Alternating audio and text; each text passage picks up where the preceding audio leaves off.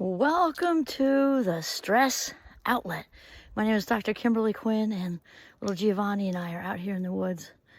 It's actually doing the R word, but barely. It's kind of snow. It's trying to be snow. It's got the intention there, and it's just kind of in the middle. Anyway, yeah, the R word is what we skiers say when it's a waste of precipitation at this time of year. So here we go. It's feeling very Marchish now. So what G and I want to talk about is letting go politely and with kindness of people who drain you. Yep, I'm actually saying that. And it doesn't mean, if they're toxic, that's a whole nother level and a whole nother reel, because they shouldn't even be in your life at all. And I don't like to use the word should. It's best to release them like helium balloons. But I'm talking about you're just not in sync with people anymore. Because if you're being drained, you feel your energy just going out the door, like down the drain, like you turn on a faucet and there it goes.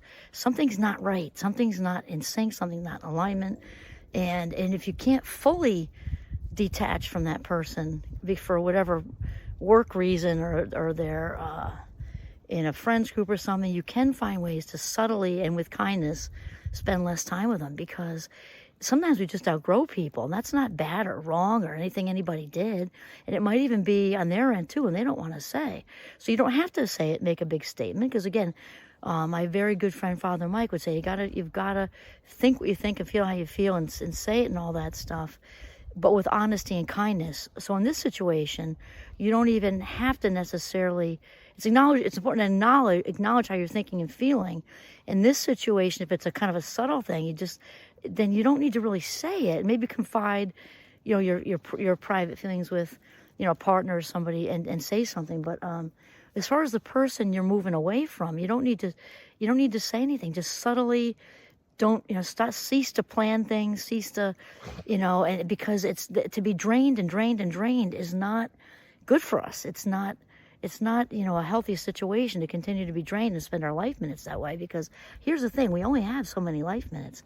So if you're spending them out of doing a gazillion obligations, that's coming from a place of ego and looking for external approval, and in the end you'll be resentful because your innermost authentic self knows this is a complete waste of your time, and possibly theirs as well, and you'll get resentful at a certain point.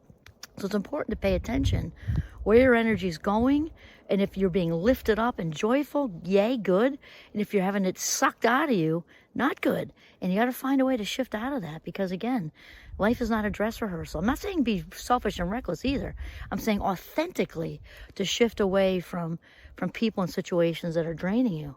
This is not a dress rehearsal.